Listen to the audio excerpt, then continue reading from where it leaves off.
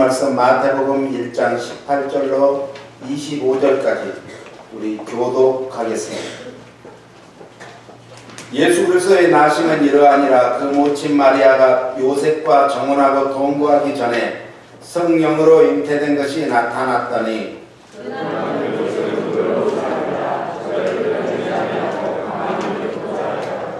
이 일을 생각할 때 주의 사자가 현몽하여 가로되 다윗의 자손 요셉아 내 아내 마리아 데려오기를 무서워 말라. 저에게 잉태된 자는 성령으로 된 것이라. 마리아가 이름을 예수라 하라. 이 모든 일에 된 것은 주께서 선지자로 하신 말씀을 이루려 하심이니 가라사대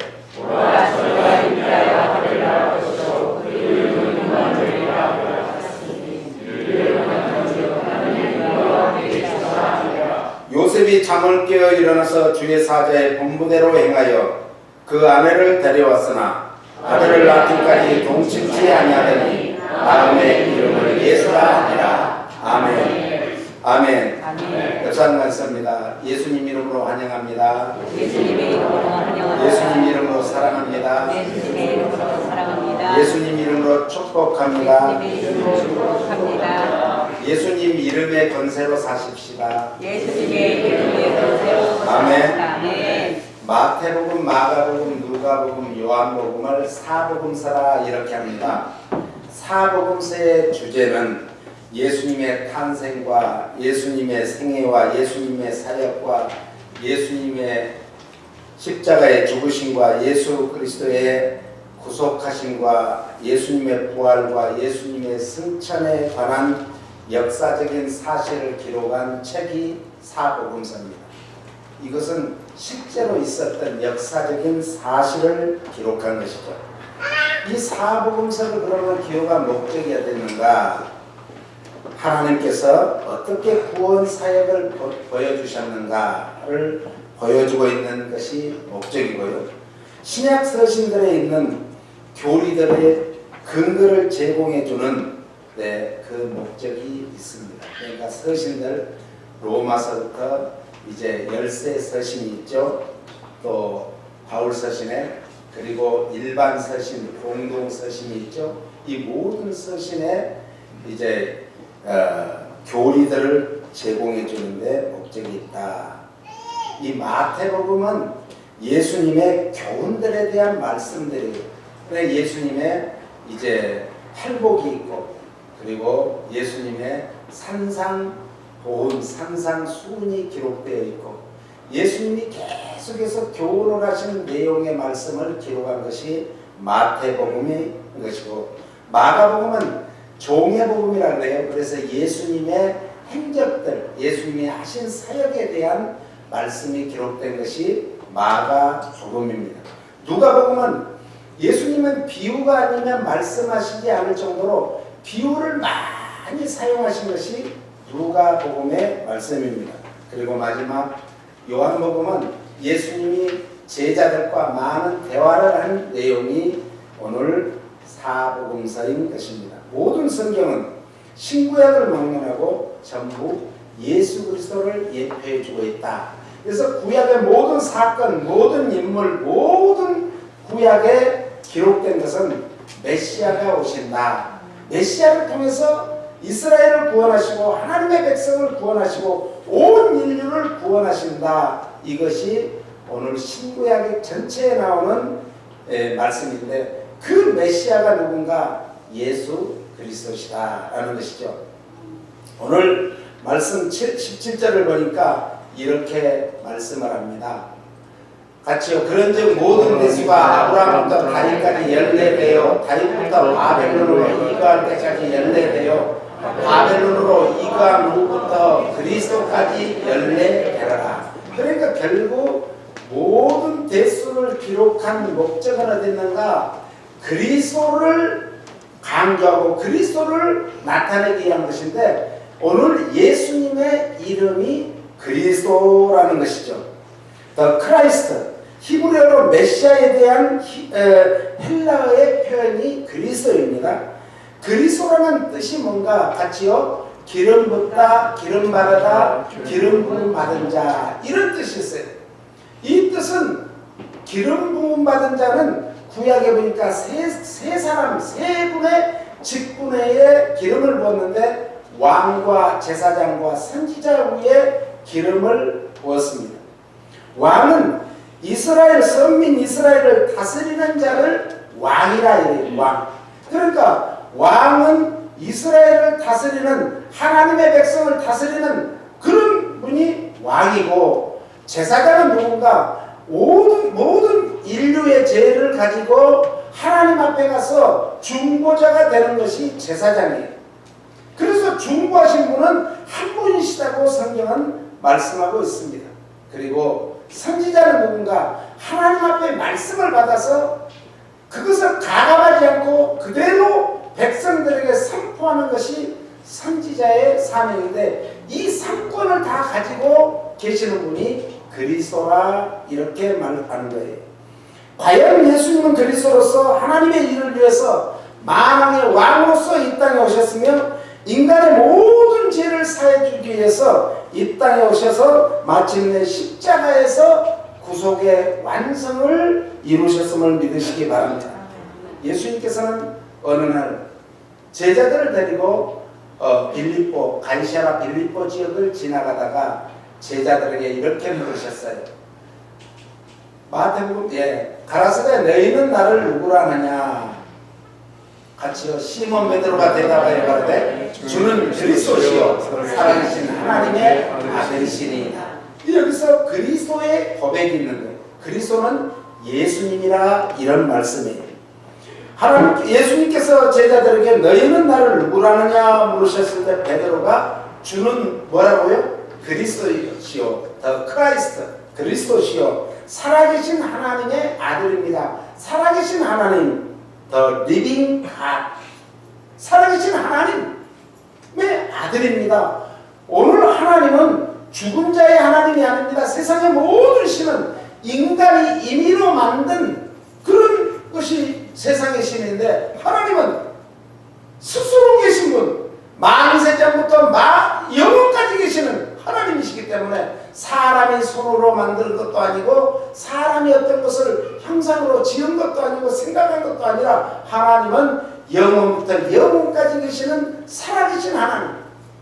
과거에 정말 이 세상 온 우주 만물을 창조하신 창조를 끝내는 게 아니라 그 창조한 만물을 뭐하는? 다스리시는 우리의 인간을 지으시고 인간을 그대로 마음대로 살아라 그런 분이 아니라 생사화복을 죽음과 삶 그리고 모든 법과 화를 주장하시는 하나님이라는 것을 고백하는 그런 내용입니다. 오늘 그래서 기름 부음은 성령님의 역사를 상징하기도 해요. 그래서 사도행전이라든지 이런 데 보면 성령님이 물 붓듯이 기름 부으심으로 이 성령님의 기름 부으심을 오늘 말씀하기도 합니다. 그리스도라는 그 칭호가. 그래서 요한복음 3장 34절로는 이렇게 말씀하죠. 같이 읽습니다. 하나님의 보내신 이는 하나님의 말씀을 하나니 이는 하나님이 성령을 한량없이 주시니라. 성령을 그냥 막 풍성하게 충만히 부어주셨다 이 말씀입니다. 그 다음에요. 아버지께서 아들을 사랑하사 만물을 다 그 손에 주셨으니 아버지께서 아들은 누구를 말해요? 예수 그리스도를 말씀하고 있습니다. 그 다음에 아들을 믿는 자는 영생이 있고 아들을 순종시하는 자는 영생을 보지 못하고 도리어 하나님의 진노가 그 위에 머물러 있느니라. 그러니까 우리는 예수님을 믿어야 진노가 없고 영생을 얻고 축복을 받게 되는 줄 믿으시기 바랍니다. 그 다음에 그 이름이 뭐라고 했는가? 예수님이라 이렇게 말씀하고 있어요. 21절을 봅니다. 아들을 낳으려니 이름을 예수라 하라. 이는 그가 자기 백성을 저희 죄에서 구원할 자이시니라 아니라. 자기 백성, 예수님의 백성, 하나님의 백성을 말하는 거예요. 그러면 누가 하나님의 백성이고 누가 예수님의 백성인가? 오늘 예수 그리스도를 구세주로 고백하는 사람, 이스라엘 사람만, 히브리 민족만 예수님의 백성, 하나님의 백성이 아닙니다. 예수 그리스도를 구세주로 고백하는 모든 사람은 예수님의 백성, 하나님의 백성인 줄 믿으시기 바랍니다. 그 다음에 보라, 내가 숫대하여 아들을 낳으니 그 이름을 예수라 하라. 제가 큰 자가 되고 지극히 높으신 이의 아들이라 일컬을 것이요 주 하나님께서 그 조상 다윗의 위를 저에게 주시리니 영원히 야곱의 집에 왕으로 하실 것이며 그 나라가 무궁하리라. 아니, 예수님은 지금 2000년 전에 태어나셨어요. 지금부터. 그런데 약 2000년 전에 태어나신 예수님이 다윗은 예수님과 1000년 전에 살았던 그런 지금부터 3000년 전에 있었던 인물이에요. 그런데 다윗의 위에, 다윗은 뭘 말하냐면 대표하냐면 왕을 대표하는, 킹을 대표하는 그런 인물이에요. 그리고 야곱은 다윗보다 또 1000년 전에, 야곱은 모든 믿음의 조상, 이스라엘의 국가를 이루는 조상을 말하는 거예요. 온 인류의 믿음의 조상, 온 인류의 조상이신 분이 누구다? 예수님이다. 이걸 강조하고 있는 것이에요. 복음서에 나타난 예수님이라는 이름은 그가 세상에 태어나실 때 불리운 개인적인 이름이죠. 예수님이라는 이름의 근본적인 의미는 구세주라는 뜻입니다. 구세주. 구세주는 뭔가 따라쓰세요. 그가 구원하신다. 그가 구출하신다. 그가 자유롭게 하신다. 그가 안전케 하신다. 이런 뜻이 있어요. 그러니까 구세주라는 것은 우리를 구원해 줄 뿐만 아니라, 구출해 줄 뿐만 아니라 우리를 안전하게 지켜주시고 보호해 주시고 함께 해주시고 도와주시고 은혜 베푸시고 축복해 주시는 분임을 믿으시기 바랍니다. 또한 예수님 이름 때문에 많은 사람들이 능욕을 받았고 고난을 받았고 고통을 받았고 수치를 당했던 거예요. 사도행전 5장 40절에 보니까 이렇게 말씀합니다. 저희가 옳게 여겨 사도들을 불러 채찍질하며 예수의 이름으로 말하는 것을 금하고 놓으니, 예수님의 이름을 접하니까 사도들을 잡아다가 채찍질했다는, 때렸다는 거예요. 고난을 당했다는 거예요. 수치를 당했다는 거예요. 능욕을 받았다는 거예요. 그 다음 보세요. 사도들은 그 이름을 위하여, 예수님 이름을 위하여 능욕받은 일에 합당한 자로 여기심을 기뻐하면서 공회함을 떠나니라. 예수님 이름 때문에 고통당하고 고난당하고 능욕당하고 수치당했던 것을 오히려 기뻐했다는 거예요. 이것이 진짜 믿음의 사람이라는 거예요. 그 다음 보세요. 저희가 날마다 성전에 있든지 집에 있든지 예수는 그리스도라 가르치기와 전도하기를 쉬지 아니하니라. 그러므로 예수라는 이름은 단순한 이름이 아니죠. 가장 위대한 이름입니다. 예수님 당시에 이름이, 예수라는 이름이 참 많았어요. 요즘 말하면 짠, 조셉 이런 이름들이 많잖아요. 그러듯이 예수라는 이름이 많았는데, 이 우리가 흉악한 강도 바라바도 이름이 바라바 예수였어요. 예수님도 어릴 적 아멘이 예수 바라바였습니다. 오늘 우리가 진정으로 성도는 바라바도 될 수 있고 예수님도 될 수 있는 거예요. 오늘 우리가 예수 바라바가 되시겠습니까? 바라바 예수가 되시겠습니까? 오늘 우리는 예수 바라바가 되어야 될 줄로 믿습니다. 믿음의 사람은 예수님에 그래서 성품을 닮아가고 예수님을 쫓아가고 예수님처럼 살아야 될 줄로 믿습니다. 그 이름은 가장 위대한 이름이고 그 이름 속에 그의 신분과 하신 일이 명시되어 있습니다. 죄 가운데 빠진 온 인류를 위해서 그들을 죄에서 구원할 자이심이라. 이분이 예수님이라는 거예요. 로마서 10장 13절은 이렇게 말합니다. 같이 읽습니다. 누구든지 주의 이름을 부르는 자는 무엇을 얻는다? 구원을 얻는다. 주의 이름을 불러야 구원을 얻게 되는 거예요. 예수님 이름을 불러야, 찾고 불러야 구원을 얻게 된다는 거예요. 구원을 약속하셨는데 누구에게 약속하셨는가? 예수님을 통해야 구원함을 얻게 된다. 할렐루야. 예수님을 믿어요. 마태 18장 20절은 이렇게 말해요. 두세 사람이 내 이름으로 모인 곳에는 나도 그들 중에 있느냐. 우리가 가정에서든지 직장에서든지 사업장에서든지 어디를 가든지 우리는 늘 함께 기도를 해야 돼. 합심해서 기도해야 돼. 예수님 이름으로 기도하는 그곳에 누가 계세요? 예수님이 함께 하시는 거예요. 할렐루야. 오늘 우리 가정과 직장과 사업자가 가는 곳곳마다 주님이 함께하는 임마누엘의 복을 받기를 예수님 이름으로 축복합니다.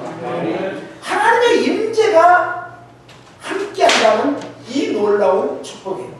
요한복음 14장 14절은 이렇게 말합니다. 내 이름으로 무엇이든지 내게 구하면 내가 응답하겠다. 내가 행해 주겠다. 이게 예수님 이름으로 우리는 기도해야 됩니다.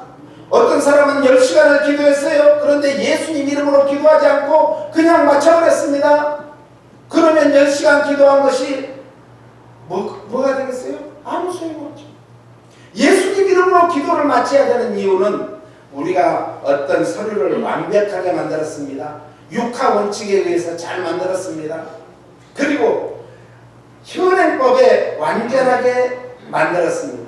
그런데 거기 사인이 없으면 이건 휴지 조각에 불과해요.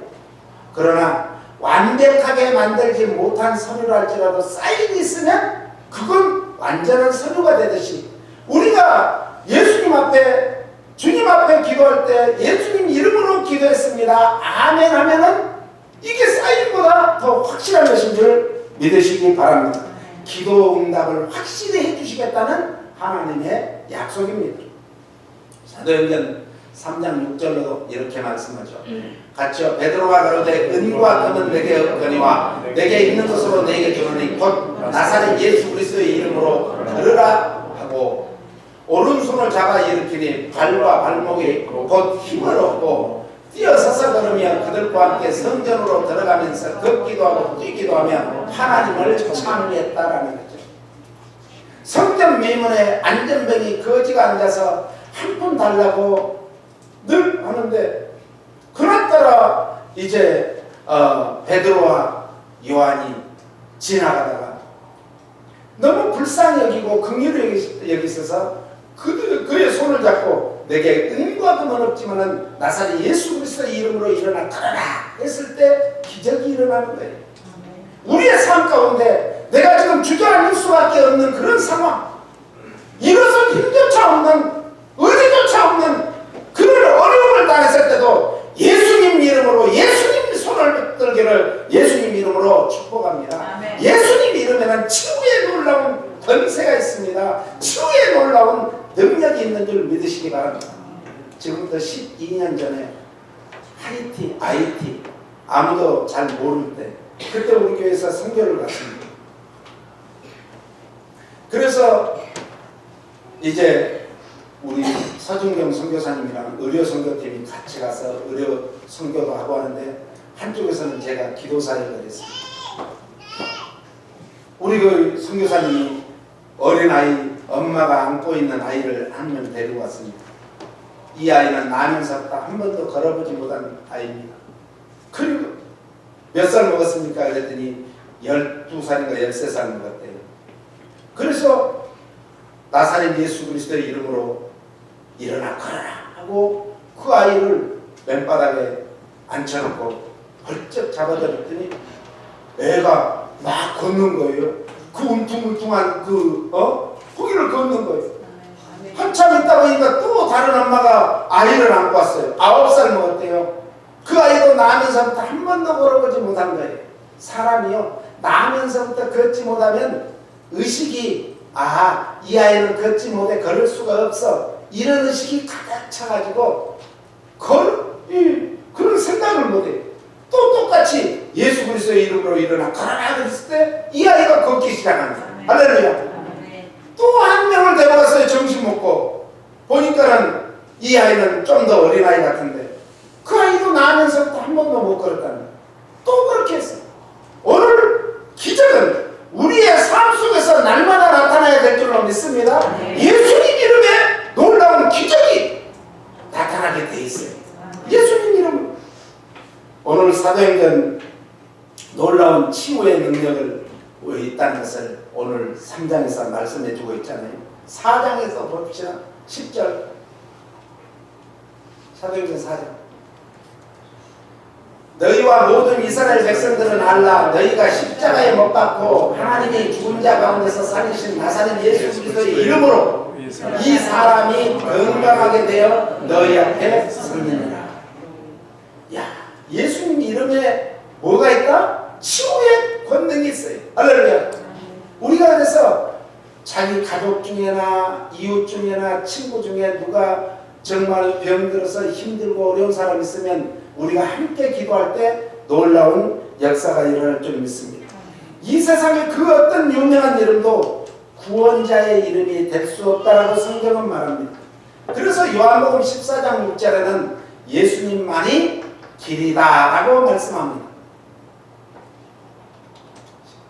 예수께서 가라사대 내가 곧 길이요 진리요 생명이니 나로 말미암지 않고는 아버지께로 올 자가 없다. 그러니까 예수님 아니고는 구원자가 없다는 말씀. 예수님만이 구원자예요. 디모데전서 2장 5절도 분명히 말씀합니다. 하나님은 한 분이시요 또 하나님과 사람 사이에 중보도 한 분이시니 곧 사람이신 그리스도 예수라. 예수님만이 우리의 모든 죄를 하나님 앞에 정말 용서함을 구할 수 있는 유일한 중보자인 줄 믿으시고 지금도 하나님 보좌 우편에 앉아 계셔서 우리 풍성하게 성도 한 분 한 분을 위해서 중보하고 계심을 믿으시기를 바랍니다. 그러므로 예수님 외에는 결코 다른 길이 없습니다. 다른 진리도 없습니다. 결코 생명이 없습니다. 세상의 모든 것은 다 모든 종교는 죽은 종교입니다. 생명이 없어요. 기독교만이 유일한 생명의 종교인 줄 믿으시기 바랍니다. 결코 다른 중보자도 없습니다. 그리고 생명을 얻고 더 풍성한 삶을 누리기 원하십니까? 그렇다면 예수 그리스도를 나의 구세주로 믿으시기를 예수님 이름으로 축복합니다. 오직 예수님만 통해서 구원 얻고 영생을 얻는다고 성경은 말합니다. 그러면 구원을 얻고 영생을 얻기 위해서 어떻게 해야 되는가? 요한복음 1장 12절은 이렇게 말합니다. 영접하는 자, 예수님을 믿는 자, 받아들이는 자, 이런 말. 곧 그 이름을 믿는 자들에게는 하나님의 자녀가 되는 권세를 줬다. 무엇을 믿는 자에게? 예수님의 이름을 믿는 자에게. 할렐루야. 예수님을 영접하는 것, 그 이름을 믿는다는 것은 그러면 무엇을 의미할까요? 첫 번째로 따라서 하나님 앞에서 제가 죄인입니다. 이 세상의 제일 큰 문제는 죄의 문제입니다. 이 죄의 문제만 해결하면 다 풀립니다. 그런데 죄 때문에 모든 것이 막히고 갇히고 풀리지 않고 얽히고 설키고 죄 때문에 죽음이 오게 된 거예요. 그러니까 죄가 사해지면 죽음이 있겠어요? 없겠어요? 없는 거예요. 하나님이 본래 인간을 하나님처럼 영원히 살 수 있는 영생하는 존재로 만들었습니다. 그리고 가장 행복한 존재로 만들었습니다. 그런데 죄 때문에 인간은 남자는 땀을 흘리며 일해야 되고 여자는 해산하는 고통을 가져야 되게 됐습니다. 그래서 우리는 예수님 앞에 내가 죄인입니다. 이 고백이 제일 큰 고백이 있습니다. 그래서요, 은혜 받고 나면 제일 큰 은혜가 제일 먼저 오는 것이 뭔가? 주여 나는 죄인으로서. 베드로도 주여 나는 죄인으로서이다. 나를 떠나소서. 감히 주님을 감당할 수 없었다는 거죠. 예수님을 감당할 수 없게 되는 거죠. 두 번째로 예수님의 구세주의 신과 자신의 죄 때문에 십자가에서 죽으심과 죽은 지 사흘 만에 정말 죽음의 권세, 사망의 권세를 깨뜨리시고 부활하셨음을 믿으시기 바랍니다. 예수님을 영접한다는 것이 바로 뭐 하는 거라고요? 예수님의 모든 복음을 받아들이고 그 복음을 위해서 사는 거다, 이런 말씀입니다. 세 번째로 예수님을 자신의 인생의 주인으로 모시고 의지하고 사는 것이 영접하는 것입니다. 예수님이 우리의 구세주, 나의 주인입니다. 믿으십니까? 주님으로 믿으십니까? 그렇다면 우리는 예수님을 영접한 줄로 믿습니다. 네 번째로 그 이름을 위하여 예수님의 이름을 위하여 어디를 가든지 무엇을 하든지 먹든지 마시든지 살든지 죽든지 다 하나님의 영광을 위해서 쓰임받기를 예수님 이름으로 축복합니다. 그런데요, 그것이 우리의 의지와 우리의 지식과 지혜와 경험으로 안 되는데 뭘로 되는가? 따라서 오직 성령이 너희에게 임해야 된다. 그래서 오늘 우리는 성령 충만 받기를 기도해야 되고 성령 충만 받기 위해서 힘쓰고 애써야 될 줄로 믿습니다. 믿음의 선진들은 예수님 이름 때문에 예수님 이름을 전하다가 순교를 당했습니다. 천주교의 그 엄청난 권력 앞에서 힘 앞에서도 무릎을 꿇지 않았습니다. 황제의 정말 권력 앞에서도 굴복하지 않았습니다. 오히려 예수님의 이름의 권세 앞에 무릎을 꿇고 그 멋진 모습으로 목이 잘리는 참수를 당했고 그리고 불에 타는 화약까지 당하면서도 순교의 길을 택했던 것입니다. 프로젝트 한번 볼까요? 이번에 저희가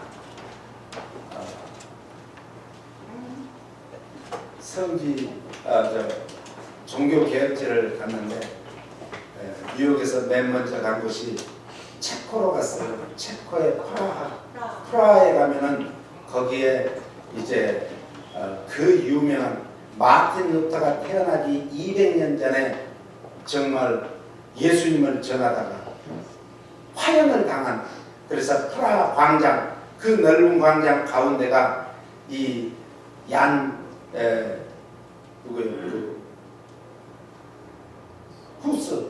후스의 동상이 크게 들어서 있고 주위에 28명의 얀 후스의 제자들이 이제 화형을 당한 그 모습이 있었습니다.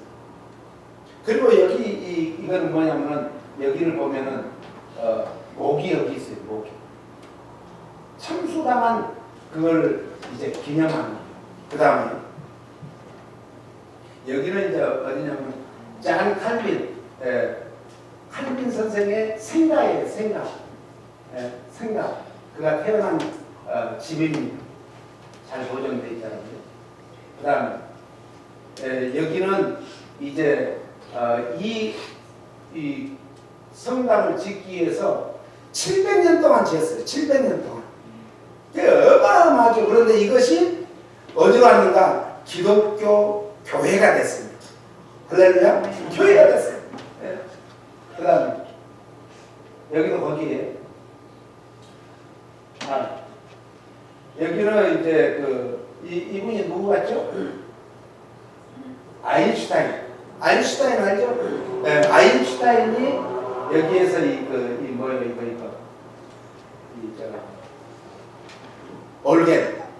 오르간을 이제 연주하기도 하고 성가대했던 그 교회입니다. 그 다음에 이거는 뭐냐면 이 마틴 루터가 마지막 여기에서 이제 변론을 하고 순교를 당하는데 그 변론한 자리에다가 이렇게 청동으로 그 발자국을 만들어놨어요.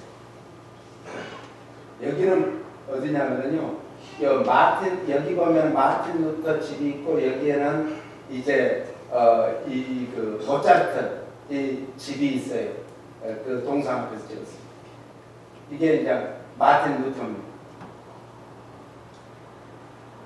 여기는 마틴 루터 이제 무덤입니다. 무덤. 교회 안에가 이 무덤이 있어요. 교회 안에. 여기는 독일의 이제 2차 대전 때 유태인들을 600만 명 이상을 이제 처형을 했지 않습니까? 그것을 기념하기 위해서 베를린의 가장 노른자 땅에다가 축구장 2배 크기만큼 이렇게 많은 기념비를 이렇게 만들어 놓은 곳이 거기. 그 다음 여기는 이제 죽은 사람들, 순교당한 사람들. 그 다음에 여기 가서 참 놀란 거예요.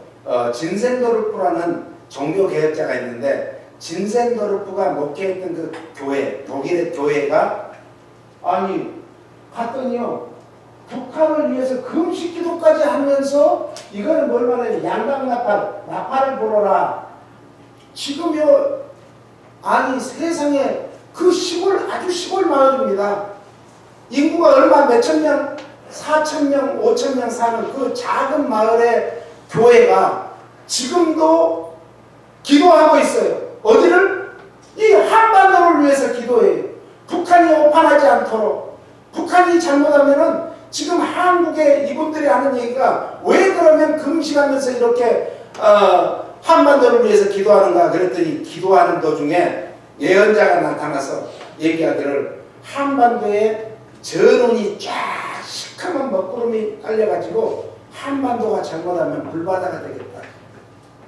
이런 지금 예언을 해가지고 거기에서 한글로 이렇게 해가지고 거기에 노스코리아에 의해서 특별히 북한을 위해서 금식기도를 선포하고 지금도 금식기도 11월 11일 6시간 동안 이제 집중적으로 기도하는데 지금부터 계속 금년 내내 지금 기도하고 있답니다.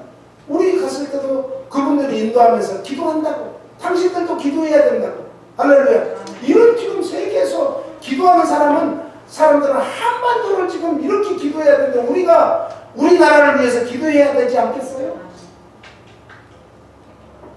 이분이 진센도르.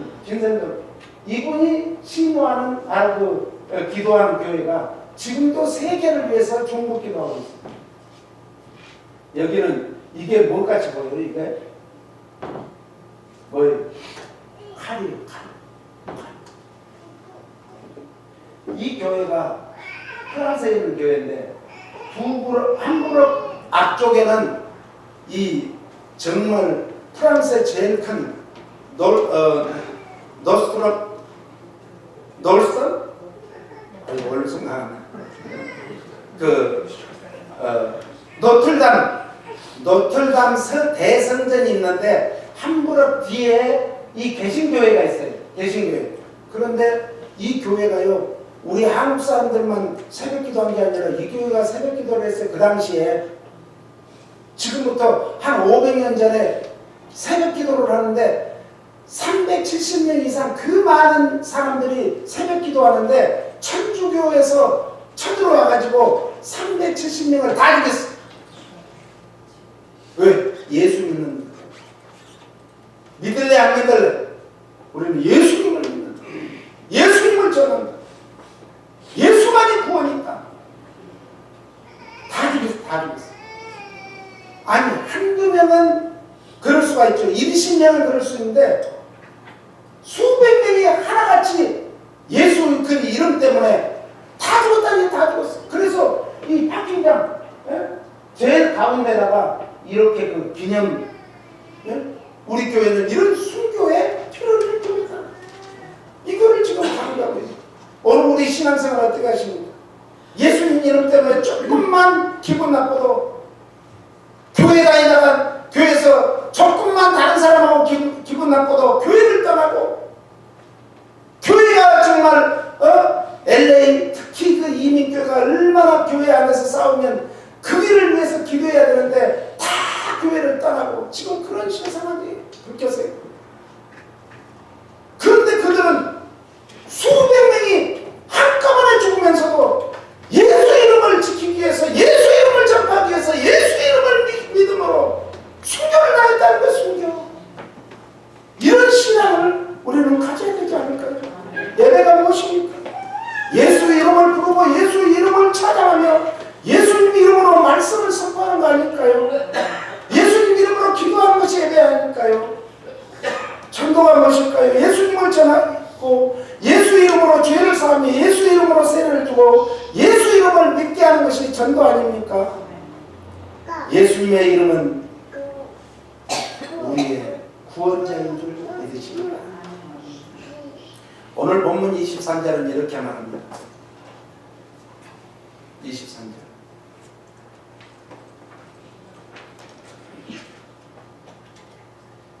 보라, 처녀가 잉태하여 아들을 낳을 것이요 그 이름은 임마누엘이라 하리라 하셨으니 이를 번역한즉 하나님이 우리와 함께 계시다 합니다.